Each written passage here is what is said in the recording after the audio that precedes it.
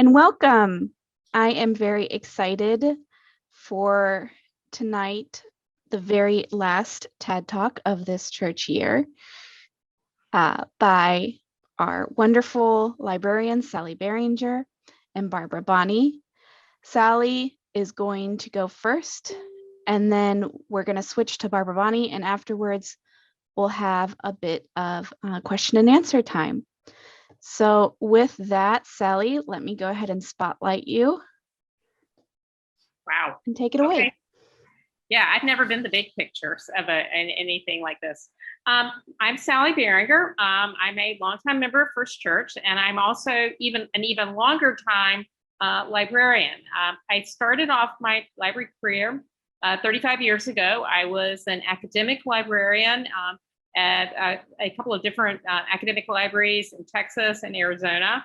And then we moved back here and I was a school librarian for many, many years, first at an elementary school, first at Sunday Public Schools on the west side of Cincinnati called Pinal, which I actually don't think exists anymore. I think it's been closed. And then I worked for the rest of my career, the largest part of it was at Walnut Hills High School, where I was first the second librarian, because Walnut is big enough to have two librarians and a full-time aide, which is, in the world we live in right now, is like stunning for a school library.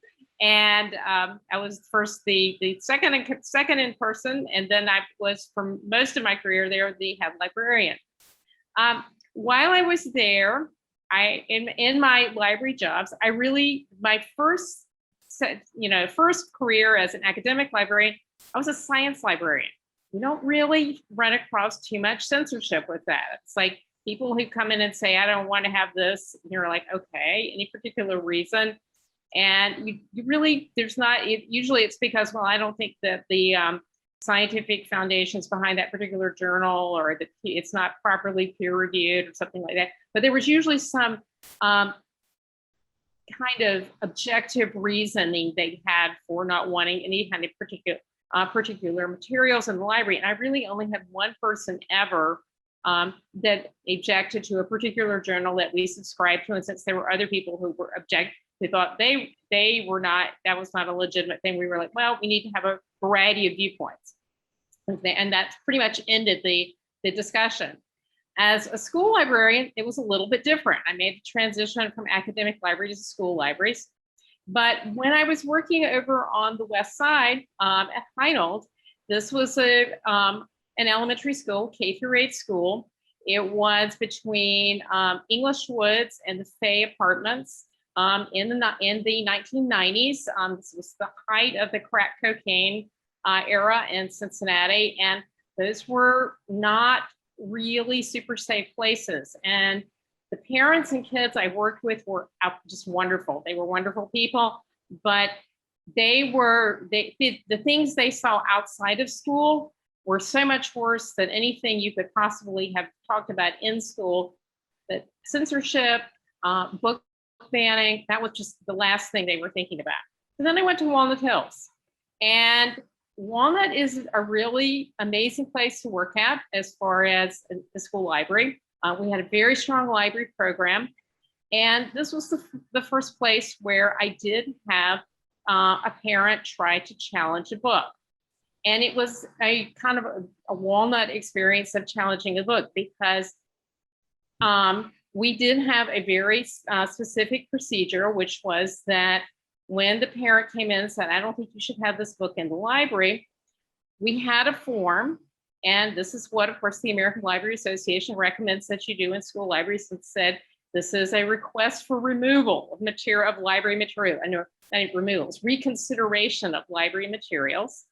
And the first thing they ask the parent to do, or the person who's requesting this, is, have you read the whole book? If they haven't read the whole book, you give them the form and you say, come back when you've read the book. And this one parent, I had one parent that came in and objected to something and said, and then I never saw them again. That stopped the whole thing right there in the process, because I assumed that it was either she didn't want to bother with reading the book, or, but I never heard from her again. The second parent that I had did read the book, and she came back and said, well, I can see why some parents might think this is okay, but I don't want this for my child. And I said, that's fine. Just you talk with your child and tell them why you don't really want them to read them. And it was a nonfiction book called Am I Weird or Is This Normal? And it was sex education. And I will say we have a fairly out there collection of sex ed books at Walnut Hills. If any of you have ever been in the library at Walnut Hills, I don't know how this happened. The library is like a rotunda and has big columns all around.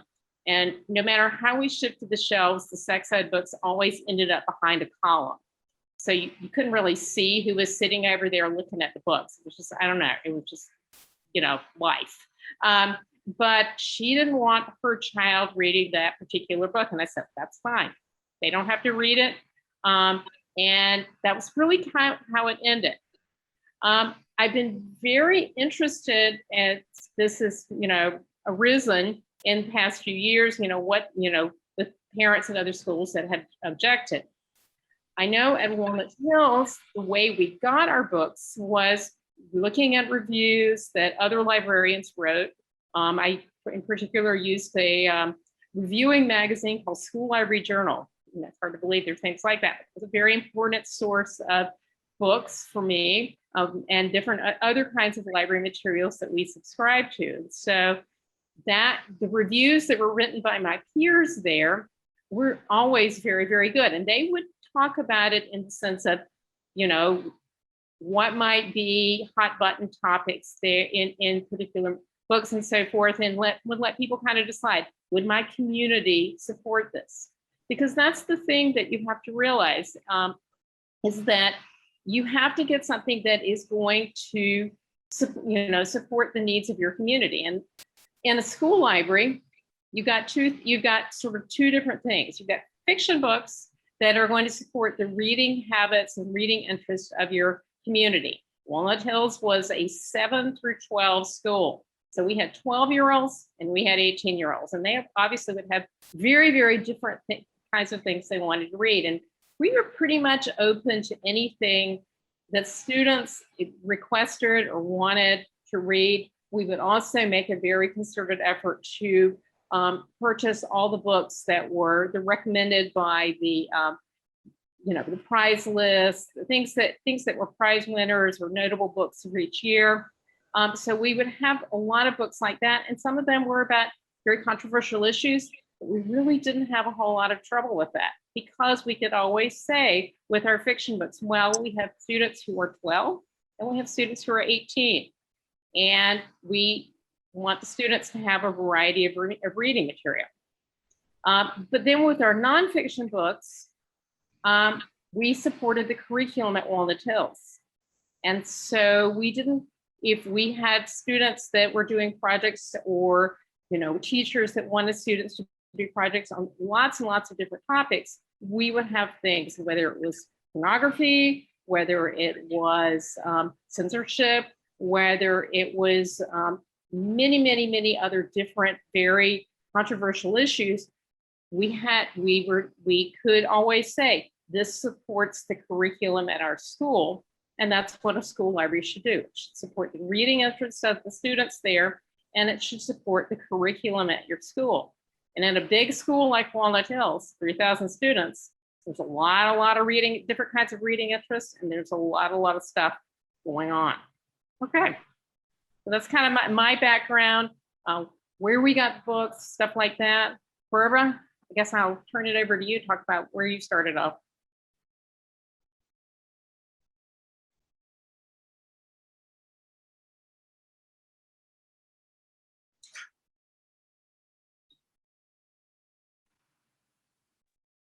Barbara, you're muted.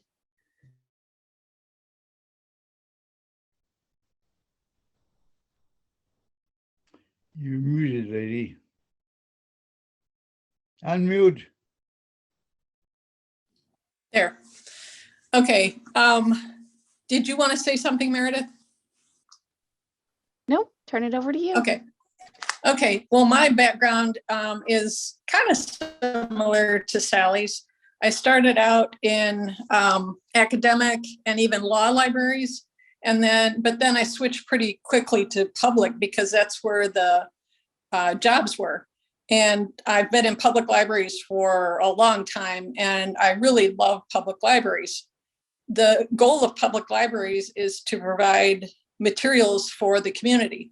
So same as Sallie, but the community is different. So in a public library, you've got a larger age range and probably a lot of different interests. So we aren't there just to support a certain curriculum. We're there to support everybody's interests.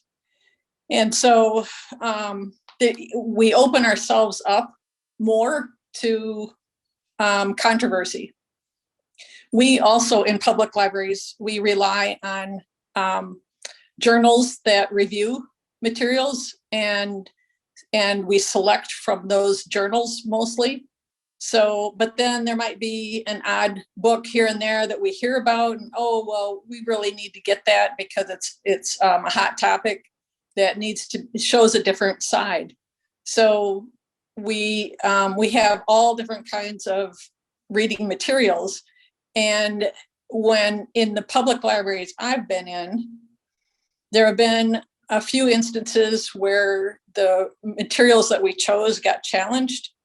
Back in the day, it was mostly DVDs that a parent thought that it didn't belong in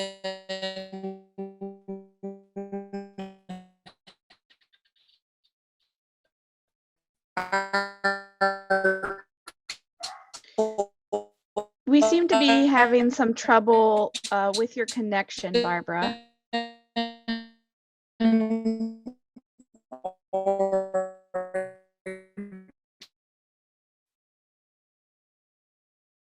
Didn't belong.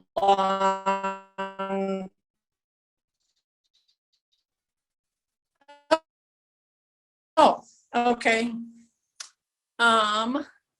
Let me see if I can.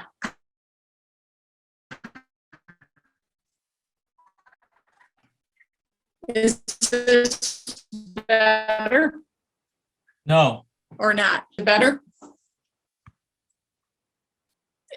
Is it better or not? You might need to turn off your video in order for us to hear you. Me? Let's try that. Speak a few things. I don't. Okay. Now? Okay. Just a minute. Let's try this. Is that better? Yes. If your video's not on, I we can stopped hear my you. video. Yep, Okay. that's great. So we were just at the point where someone was objecting to videos. Right. So then we have a form, just like Sallie said, where a person can say, okay, I watched this video and this is what I object to. And then that would be reviewed by a group, not by one individual. And then we'd respond, and some of us would take the video home and see what we thought of it. And for the most part, they weren't objectionable. I mean, if we had purchased it for the library, they weren't objectionable to the librarians, at least.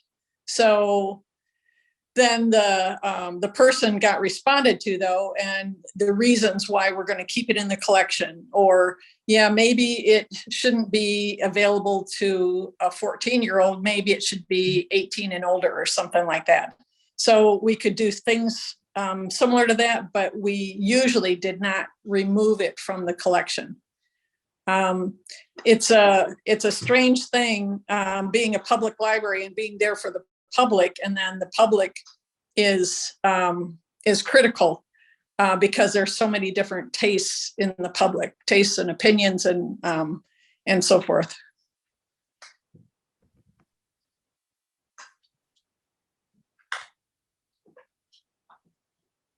Are there any questions? All right, let me remove your spotlight and Now everyone can move to gallery if you wish.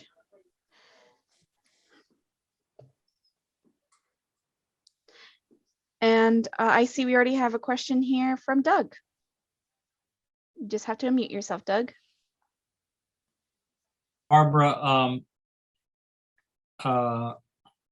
or Sally, did you ever have people who would take the issue to a board, the library board or the school board? And if so, what transpired? It seems to me that that's what's happening a lot right now. If Barbara, if I could respond to that, I've watched what's happened in Milford with great interest recently, and I went back and reread very carefully all the things that had happened there.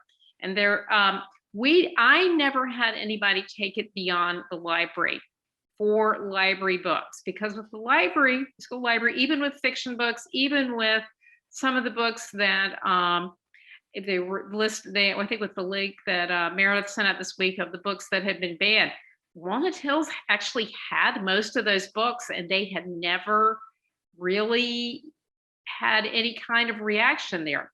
But in the library, you can always say, well, if you don't like that book, we have lots of other ones. Go read something else.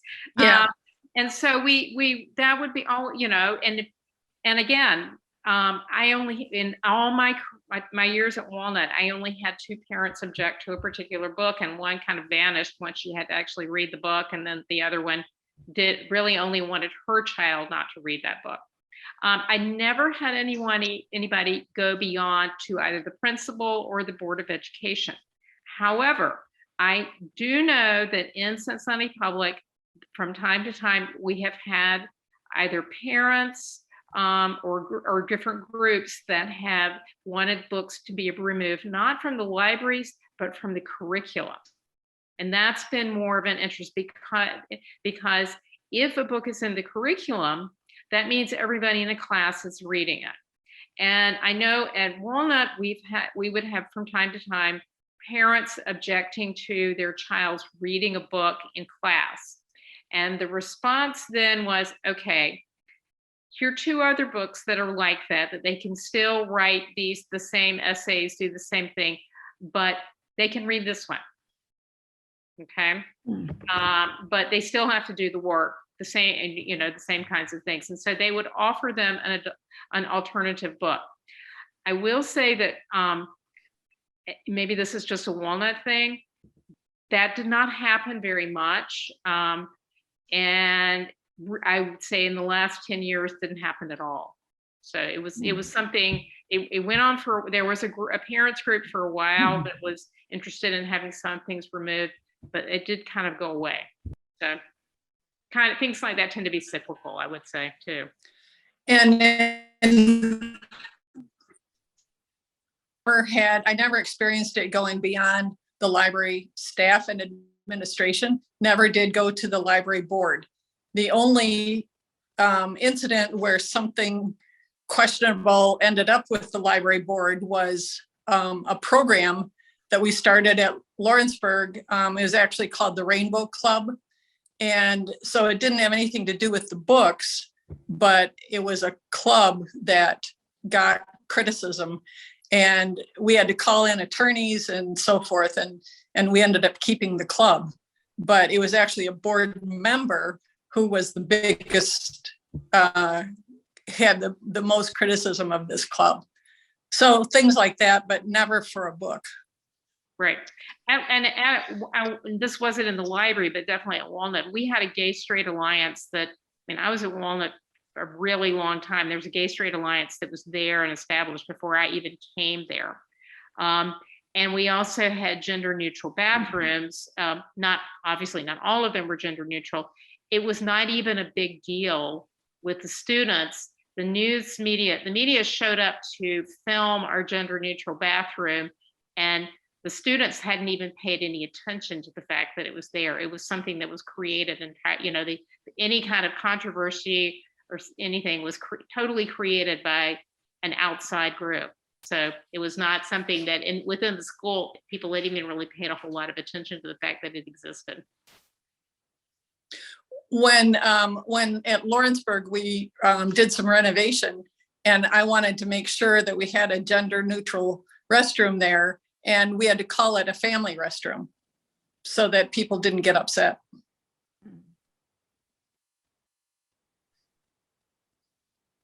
Does seem like most of the banned books or questionable books are part of the curricula. Do either of you know some examples of those books? Because when I see the titles, when I read the newspaper articles, they're generally books I haven't heard of because I don't read young adult stuff.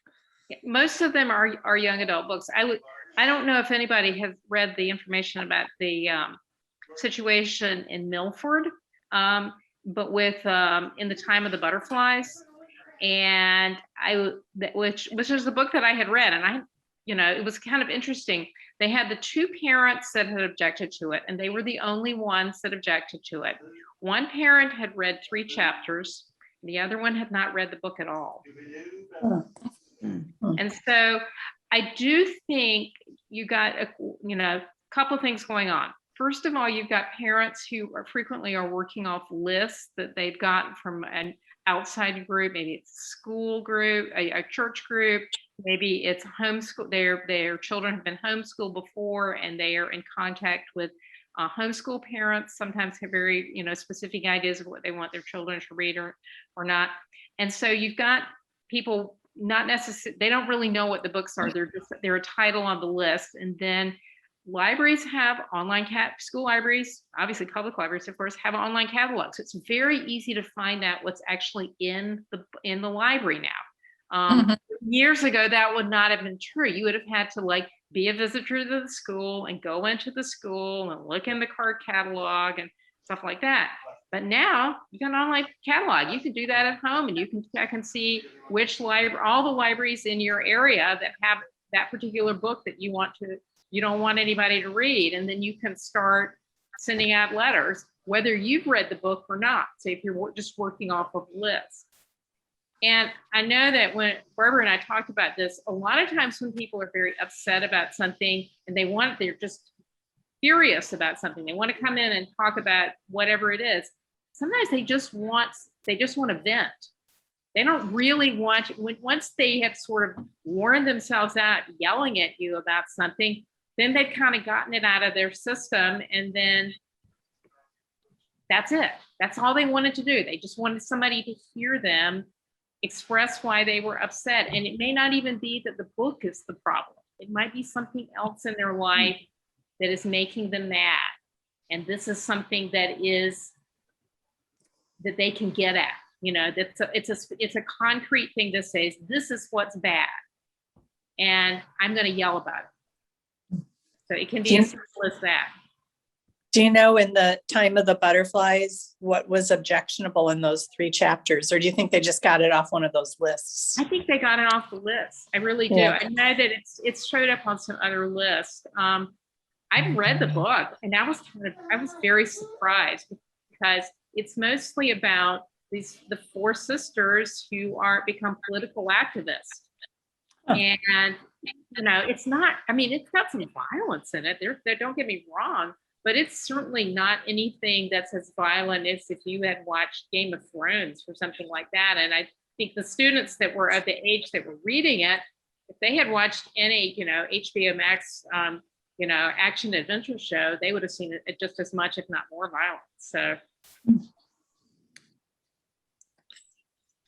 What can non-librarians do to support librarians or to support or to combat book bans? Well, actually, I can, you all are all in Ohio, so I can definitely recommend this. There's a woman who has a Facebook group called Red, Wine, and Blue. And she started off in 2019 organizing people to, talk about political issues and talk about the election and so forth. But she's kept on now, and her new thing is getting people to organize against possible bans of books in particularly school libraries, but also public libraries as well. And She runs like sessions of like, training people how to, when people are upset at a public meeting, how to react to that kind of,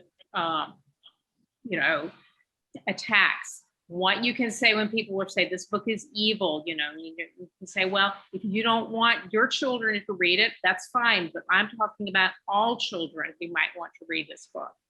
So, but it is something that is in Ohio. It's called, but the group's name is Red Wine. Instead of Red White, it's Red Wine, W-I-N-E, and blue. And it's a women's Facebook group. It's like Ohio Democratic Women or something like that. But their new thing now is getting people to organize, particularly moms, because they're talking about people who would be going into the school, or they're members of the PTA or something like that, and to organize against attempted book bannings, particularly in Ohio. So that's a very, and since they do have these, I think they have organized discussion groups, but they're definitely a group that's doing it right now. And that's groups that all over the country now that are actually organizing. What I would say, if you don't know about that, write letters to the school board, show up at the school board meetings. But the thing to say is not you people are wrong. It's to say, if you don't want your child to read this, if you don't want to read this, that's your right. They don't have to read it. But not all children are the same, and not all children are in the same situation. And we need to recognize that the world is full of many different people.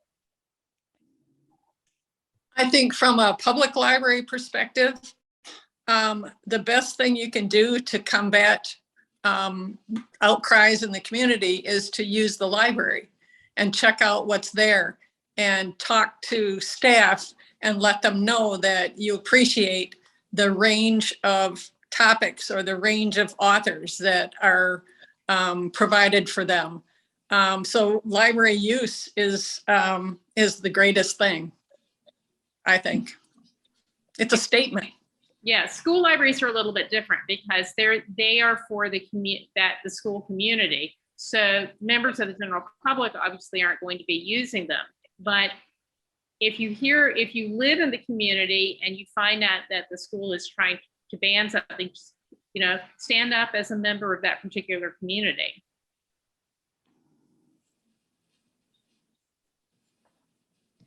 Would you two say that book bans are one of the biggest threats to our libraries, or is that a distraction? Are there bigger threats? I think the biggest threat to school libraries is lack of funds, really. It's great to say, we want to ban these books and stuff like that. But for most school libraries, the biggest problem is they don't have the money to buy the books. If you don't have the money to buy books, banned or not, controversial or not controversial, it doesn't make any difference. So funding is probably the biggest issue for school libraries. And for public libraries, it's probably use. So, library use has gone down all over the United States. And so some libraries are really struggling. The funding is different. So it's not always about funding, but funding is based on use. So if people are using the library, that's the biggest support for that library. Because school libraries, historically, I was really, really lucky at Walnut. We were just amazingly affluent. We had a good budget to buy materials. We had a good budget for electronic resources. We had we had staff. So that we were very well supported by the student body and the teachers. We were heavily used. So, every year I would do the statistics and, they compare it to some of the branches in the public library. And we were as heavily used as a school library as like the Mount Washington branch of the public library. But for other libraries, you know, book banning, controversy, if you don't have a principal or a school community that recognizes the library as an important part of the educational process, they might use a book banning or a controversial issue as a way, well, we don't want to, this is just too much trouble. We're just not even going to have this anymore. And just use that as as you said, as a distraction to get rid of the library. So they would close them all, the school library altogether. They would close the school library altogether because it's like, we just don't want to be bothered with all this. It's too much trouble. It's too much controversy. It's too much, you know, we don't want to have to deal with this. That's what happened to our daughter when they were in Illinois. The school budget, that's what they slashed, the library. Yeah. They And that- slashed the librarian, and she became the school librarian. Yes, and that's a big, for school libraries, that's a bigger issue, not use, but, you know, and not book banning, but, you know, money is the source of it. Sallie, don't the high schoolers at Walnut Hills, don't they come to the school library to research for their term papers? Oh, yeah, Yeah. we would have, yeah, we had a lot of students there who were coming in to do projects, but we also had a lot of students coming in to read too. So, And the public libraries generally try to support the local schools as well, so they can be a place where students come after the school library is closed to be able to do their projects. So it's good for schools and public libraries to work together to supply the materials that kids need. yeah, that was when I was at Walnut, that wasn't much as big a deal, but definitely when I was working on the west side at Heinel, that was, you know, the cooperation with the Cincinnati Public Library was very important with us. Yeah. When I'm at the public library, it seems there's a lot of students using the computers is what I see. Yeah. Yeah, well, so much online learning is, you know, so much that students use now is online. So that was, Right. Yeah. you know, we had a full computer lab and laptop carts for, you know, so almost every student that came to the library at Walnut could either go in the computer lab or they could use the laptops that we had out in the main library. So, you know, we had like, trying to remember, we had about 85 computers available in the library. I do. A lot. Yeah, which was a lot. I mean, as I said, we were just, compared to most school libraries, we were lucky.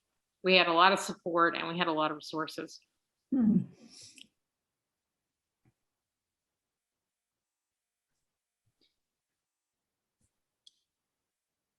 Doug.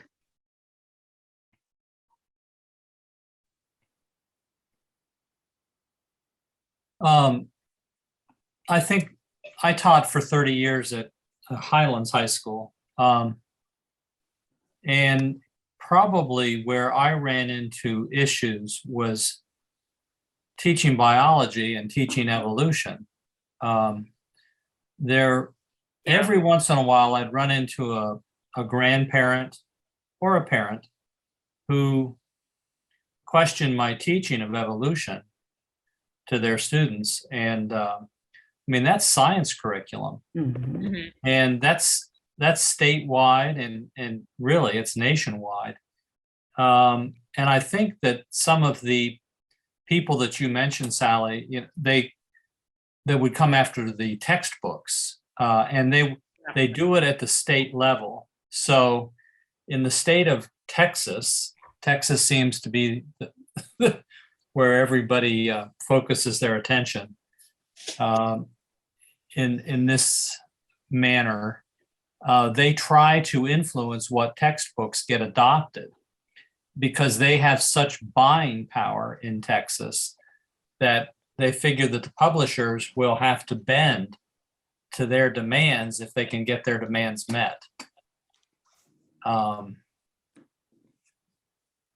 And that seems to be a tension that happens all the time between fundamentalist groups and textbook publishers, science textbook publishers.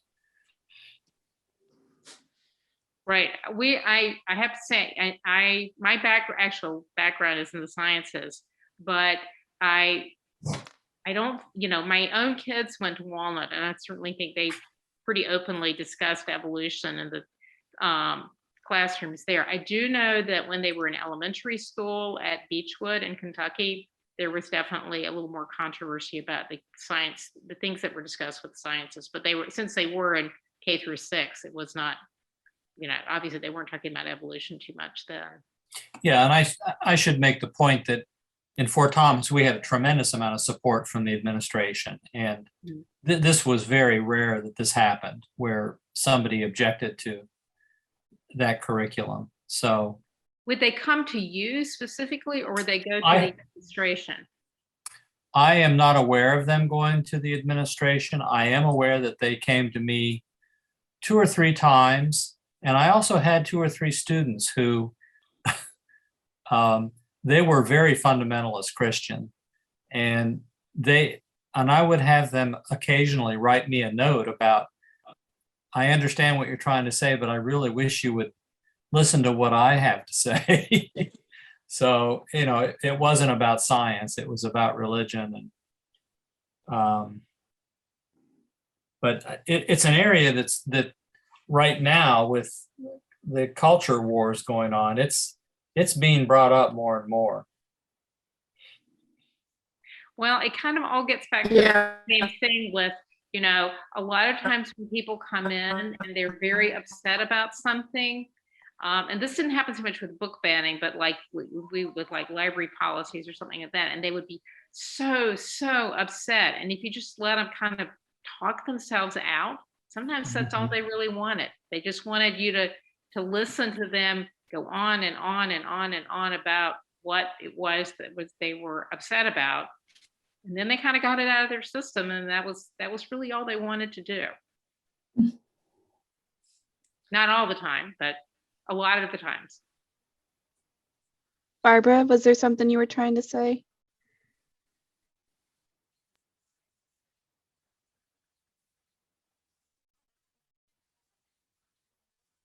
Barbara might be having trouble with her Wi-Fi again. She has, she is at the where oh, there she a is. person objected to a gay pride book display that we had. Ow. Yeah. Can you hear me? Sort of. Oh, well, I had a patron object to our gay pride display of books that we had out, and he went to a person at the front desk, and that person, gave the right answers, but he was still upset. It went to a step higher, and that person didn't know how to deal with it. And finally it came to me, and I just had the guy in my office, and I said, so tell me what the problem is. And he went on for quite a while. And in the end, I said, is there anything you want me to do today? And he said, no, I just wanted you to hear the truth. I said, okay, thank you for letting me know. So a lot of times they do just need to speak. Wow. So you didn't hear from him again, huh? Right. And we didn't change the display. So I think in a Deer Park Library, they had a exhibit of the banned books. I can't remember whether they had actually had the books there, or if they just had like a piece of paper with the name of the book. a lot of times, public libraries or libraries in general will display the banned.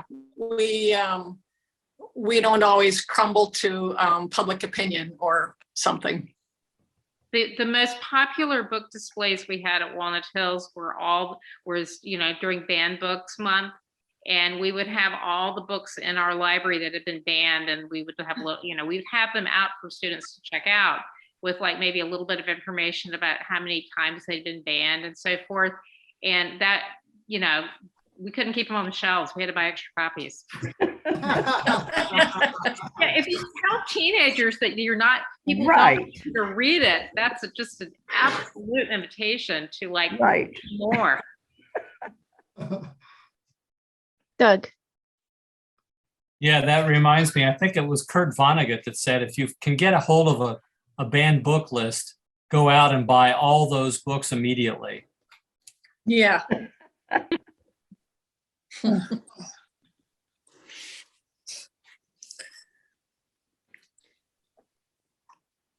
Any final questions for our presenters?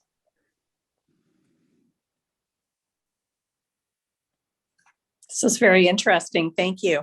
It was, yeah. Sorry I was late. Important topic.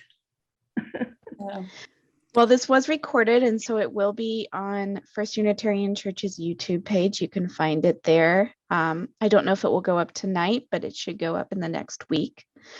And I want to give an extra special thank you to our presenters, Sallie and Barbara. Barbara's actually joining us from the women's retreat, which is probably why we're experiencing all this Wi-Fi.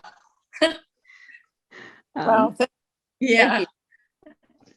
So thank you for taking time out of that, Barbara, and for sticking with us through the Sure. technical Sure. glitches. I'm And- happy Thank you all for coming. everybody attended. Have a good week. Yes, thank you. And thank you, Meredith, for hosting. Yes. Yes, thank you so much. It's been a Thank good you all so series. much.